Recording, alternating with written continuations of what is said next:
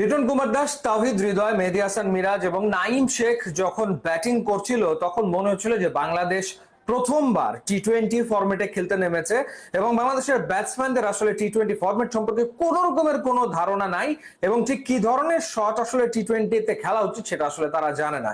In fact আমি আমার কলিগদের সাথে খেলা দেখছিলাম, লিটন দাসের ব্যাটিং দেখে পাশ থেকে বলে উঠছিল যে লিটন কেন আউট হয় না। কিছুক্ষণ পরে শুনলাম বলে উঠছে যে তাওহিদ হৃদয় কেন আউট হচ্ছে না। তাওহিদ হৃদয় একের পর এক তিনি কাটশট খেলার চেষ্টা করছিলেন, হচ্ছিল না। এরপর তিনি কাটশট খেলতে গিয়ে আউট হলেন। এরপর যখন মেহেদী মিরাজ এবং নাইম শেখ ব্যাটিং করছিল তখনও আমার কলিগরা পাশ থেকে বলছে যে কেন আউট হচ্ছে না নাইম শেখ, কেন আউট হচ্ছে না মেহেদী হাসান মিরাজ। বরং শামীম পাটোয়ারি আরেকটু আগে ব্যাটিং এ এলে ভালো হতো, রিশাদ হোসেন এলে অন্তত দু একটা ছক্কা হয়তো বা দেখা যেত, বা তানজিম হাসান সাকিব আরেকটু আগে ব্যাটিং এলে দু একটা ছক্কা দেখা যেত। এরকম আফসোস আসলে হচ্ছিল।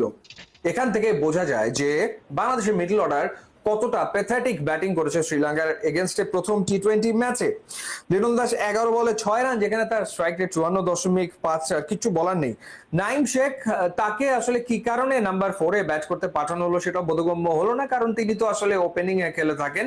টিম ম্যানেজমেন্টের মাথায় কি কারণে এই আইডিয়া আসছে কে জানে। 29 বলে 32 রান করেছেন তিনি এবং মনে হয়েছে যে আসলে তিনি দলে জায়গা পাকাপোক্ত করার জন্য আসলে খেলছেন। একটা 4 স্ট্রাইক রেট হচ্ছে তার 110.34।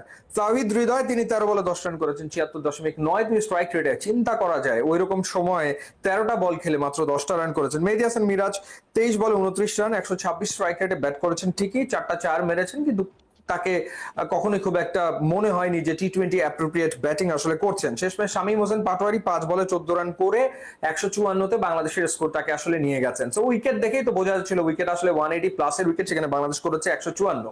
সো ব্যাটিং হয়েছে একেবারে প্যাথেটিক, মানে একেবারেই প্যাথেটিক।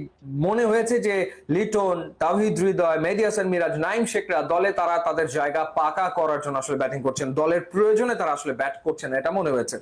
এবার বোলিং এর দিকে আসা যাক। বোলিং এর ক্ষেত্রে কি ঘটনা ঘটলো, প্রথমে বল তুলে দেওয়া হলো মোহাম্মদ সাইফুদ্দিনের হাতে। মোহাম্মদ সাইফুদ্দিন প্রথম ওভারে 3টা বাউন্ডারি খেয়ে 14 রান দিয়ে ফেলেন। সো প্রথম ওভারে সাইফুদ্দিন দিলেন 14। তাসকিন বোলিং এলো, আমরা আশা করলাম যে এবার বোধহয় বাংলাদেশ আর্লি ব্রেক থ্রু পেতে পারে। তাসকিন তার প্রথম ওভারে দিলেন 16 রান। 14 আর 16 প্রথম 2 ওভারে হয়ে গেল 30 রান। তৃতীয় ওভার বল করার জন্য এলেন তানজিম হাসান সাকিব এবং প্রথম ওভারে তিনিও দিলেন 16 রান। 3 ওভারে রান হয়ে গেল 46। এরপর চতুর্থ ওভার বল করতে এলেন আবারও তাসকিন এবং এবার তিনি দিলেন 18 রান। এরপর মেহেদী হাসান মিরাজ তিনি বল করতে এলেন পঞ্চম ওভার, দিলেন 14 রান এবং ষষ্ঠ ওভারটা আবারও করেছেন সাইফুদ্দিন, যে ওভারে তিনি রান দিয়েছেন 4।